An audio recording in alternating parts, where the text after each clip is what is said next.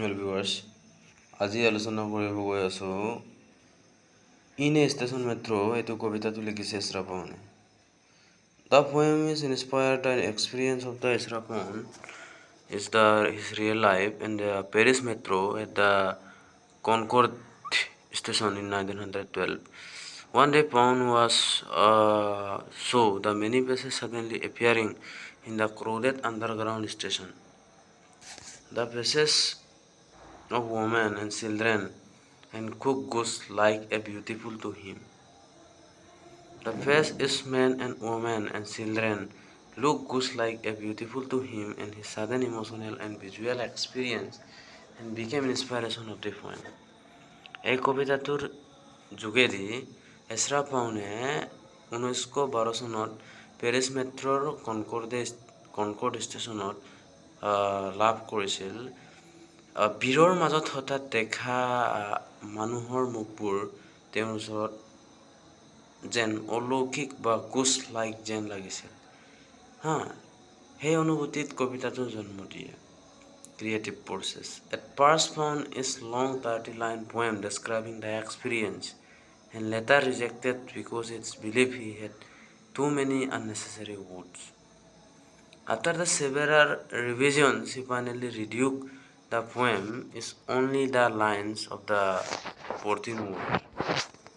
So, this extremely became the strength of the poem. ঠিক আছে? Sora Pound প্ৰথম 30 শাৰী দীঘল কবিতা লিখিছিল, বাট তেওঁ ভাবিছিল যে এইটো অপ্ৰয়োজনীয় শব্দ। পিছত শব্দ সম্পাদনাৰ পিছত তেওঁ কবিতাটোৰ মাত্ৰ 14টা শব্দ ৰাখে। Birth of Imagism. The poem published in 1913 is a poem magazine poetry became of the greatest example of the Imagist movement. The Imagism is a modern poetic movement by Ezra Pound focused on the clear direct image in a simple language and no necessary words in the reverse rhythm. ঠিক আছে? An emotional impact to the imagery. So, কবিতাটোত ইমেগিজম আন্দোলনৰ অন্যতম শ্ৰেষ্ঠ উদাহৰণ। ইমেগিজম স্পষ্ট চিত্ৰ, সহজ ভাষা, অপ্ৰয়োজনীয় শব্দৰ প্ৰয়োজন আৰু শক্তিশালী ইমেজাৰী ওপৰত গুৰুত্ব দিয়ে। Influence of the Japanese haiku.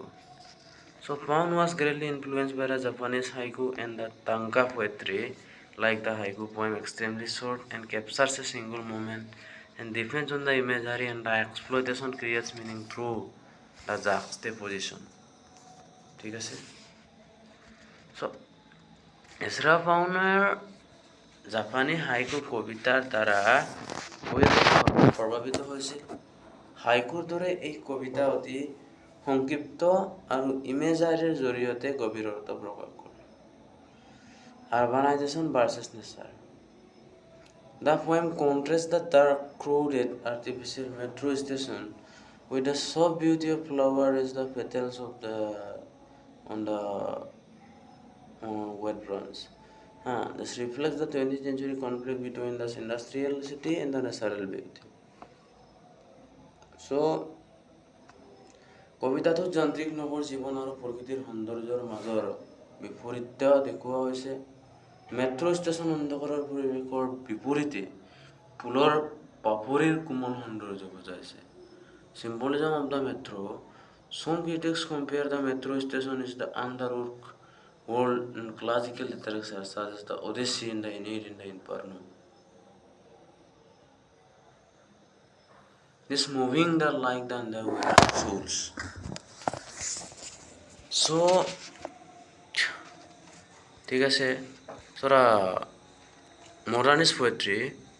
The poem is the earliest masterpiece of the modernist poetry and breaks the traditional poetic and the visual experience of the narrative storytelling. ঠিক আছে, so কবিতাটোত মডাৰ্নিজমৰ ওপৰত গুৰুত্ব নিৰ্দেশনা দিয়ে because the traditional rhyme and the narrative juxtaposition.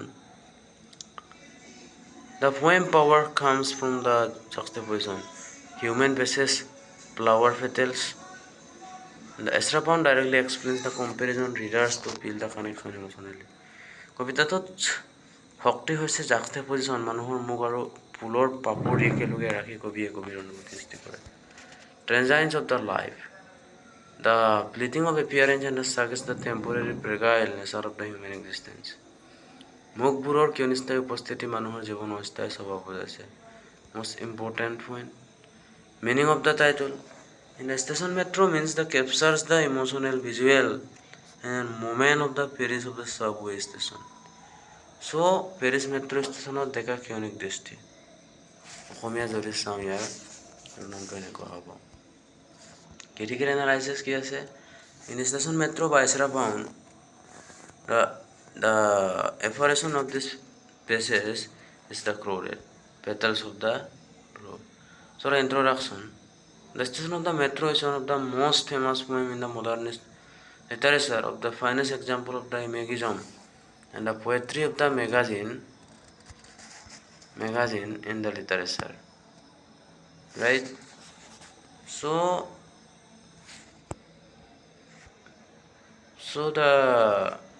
the poem contains the two lines and yet express the deep emotions and vivid imagery. Okay, so the poem was inspired by Ezra Pound's experience in the Paris metro, where he suddenly saw the human faces, his crowded subway and station, and compared to the blue petals of the dark pens. Imagism of the poem. The poem perfectly represents the principle of Imagism movement by Ezra Pound. Research of Imagism of the poem. Direct presentation of an image. No unnecessary words. Pre-verse form. Emotional intensity through imagery and comparison of the occasion. The poem does not explain emotion directly. Instead of Pound is the two images and lets reader discover the meaning of themselves.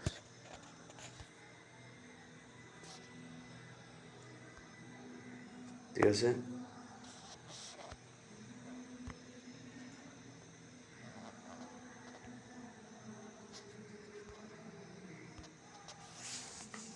So কবিতাটোত ইমেগিজম আন্দোলনৰ শ্ৰেষ্ঠ উদাহৰণ। কবিয়ে কোনো দীঘল বৰ্ণনা নিদিয়ে, মাত্ৰ দুটা শক্তিশালী ইমেজৰ জৰিয়তে অনুভূতি প্ৰকাশ কৰিছে।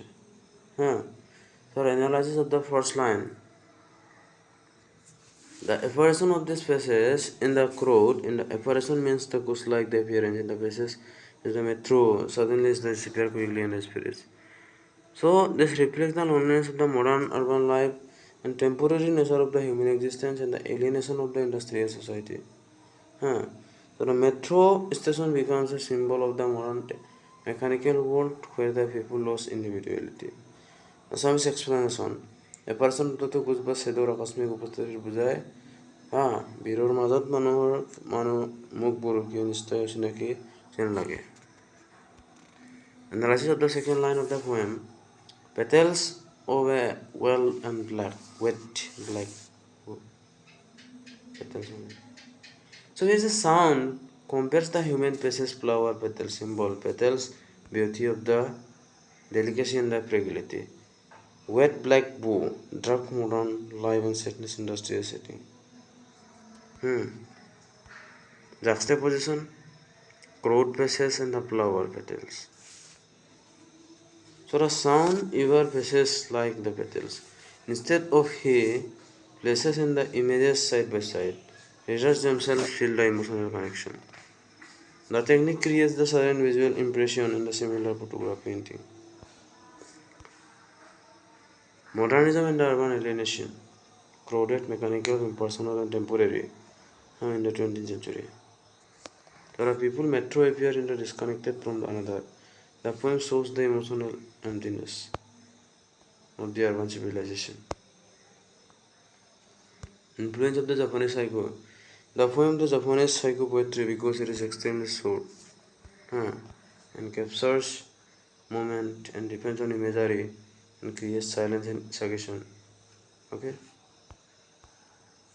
Symbolic interpretation. Some critics interpret the metro station as the underworld, modern civilization, and the basis of the become ghostly souls is darkness. So the poem is the classical work such as the innate, the inferno.